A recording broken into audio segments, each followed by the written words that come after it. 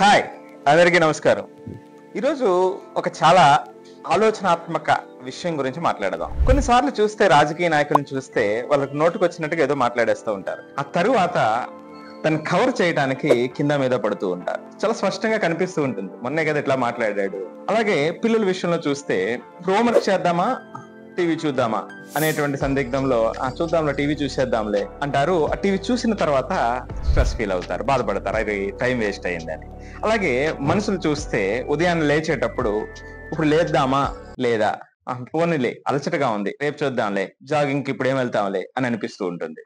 కొంతమంది ఒక అడ్వర్టైజ్మెంట్ చూస్తారు, అరే ఎంత అద్భుతంగా ఉంది అడ్వర్టైజ్మెంట్, ఖచ్చితంగా ఇది కొనేయాలి. కొన్న తర్వాత అరే ఆల్రెడీ ఇది ఉంది కదా, ఎందుకు అనవసరంగా దీని మీద ఖర్చు పెట్టాం అని ఆలోచిస్తూ ఉంటారు. మరి ఇది జరుగుతుందా? మీ విషయంలో ఎప్పుడైనా అట్లా జరిగిందా? దీనికి కారణం ఏమిటి? ముందు అనుకుంటాం కదా, తర్వాత ఎందుకు మళ్ళా బాధపడతాం? దీన్ని చాలా ఒక చిన్న విషయాన్ని మనం అర్థం చేసుకుంటే ఇటువంటి రిగ్రెట్స్ రావటానికి అవకాశం ఉండదు, చాలా తక్కువ అవకాశం ఉంటుంది.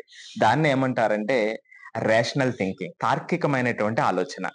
ఒక ఆయన చెప్పినట్టుగా people are not rational, they are rationalising అని చెప్తూ ఉంటారు. అంటే దాని అర్థం ఏమిటంటే మనం ఆలోచన తీసుకునేట ముందు దానికి ఉన్నటువంటి కారణాలు, దానికి ఉన్నటువంటి ఫలితాలు ఆలోచించకుండా నిర్ణయం తీసుకుంటాం. ఆ తరువాత తీసుకునే నిర్ణయాన్ని ఒప్పించటానికి, మనకు మనం ఒప్పించటానికి లేదా పక్క వాళ్ళకు ఒప్పించటానికి రేషనలైజ్ చేస్తాం. అంటే అప్పుడు తార్కికమైనటువంటి కారణాలను దాన్ని ఎతుకుతాం. ఈ ఒక్కదాన్ని మనం అర్థం చేసుకుంటే చాలా విషయాల్లో చాలా చాలా అద్భుతంగా ఉంటుంది.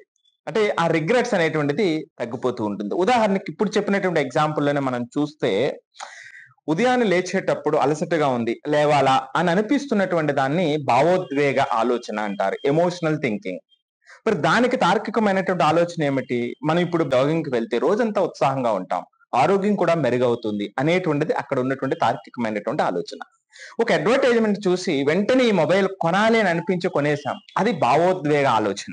ఇక్కడ తార్కికమైనటువంటి ఆలోచన ఏమిటి? మరి ఆల్రెడీ ఉన్నటువంటి మొబైల్ నాకు పనిచేస్తుంది కదా, ఇప్పుడు దాని అవసరం లేదు కదా, ఈ అమౌంట్ వేరే దానికి ఖర్చు పెడితే మరింత ఉపయోగం ఉంటుందేమో అని అనుకోవటం తార్కికమైనటువంటి ఆలోచన, రైట్?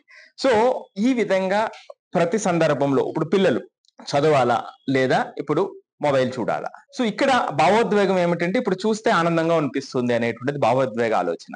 మరి ఇక్కడ తార్కికమైనటువంటి ఆలోచన ఏమిటి? ఇప్పుడు ఈ వర్క్ కంప్లీట్ చేస్తే ఆ స్ట్రెస్ ఉండదు, హ్యాపీగా ఉంటుంది, చాలా ఆనందంగా తర్వాత మొబైల్తో ఆడుకోవచ్చు లేదా సినిమా చూడొచ్చు అనేటువంటిది తార్కికమైనటువంటి ఆలోచన.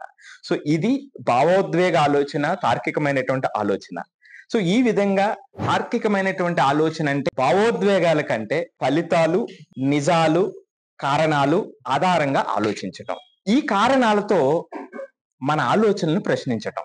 ఇది ఎంత ఉపయోగం అంటే ఇతరులతో సంబంధాలు, ఇప్పుడు మన ఫ్రెండ్ తో ఒక వాదన జరుగుతుంది, ఆ వాదన జరుగుతునేటప్పుడు భావోద్వేగం మనం కూడా వెంటనే రిప్లై ఇవ్వటం. కానీ ఆ సంబంధాన్ని వాల్యూ చేసినప్పుడు కొంత సమయం మనం విరామాన్ని పాటించి ఆ తర్వాత సందర్భంలో దాని గురించి మాట్లాడడం అనేటువంటిది ఇక్కడ తార్కికమైనటువంటి ఆలోచన. ఇలాంటి చర్యల వల్ల ఏం జరుగుతుంది?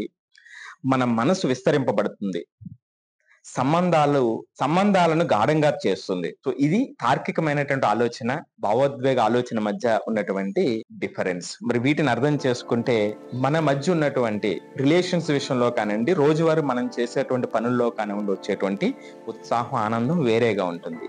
మరొక్కసారి తార్కికమైనటువంటి ఆలోచన అంటే భావోద్వేగాల్ని నిలుపుదల చేయటం కాదు, ఆ భావోద్వేగాలను నిజాలు, కారణాలు, ఫలితాలు అనుగుణంగా ప్రశ్నించటం.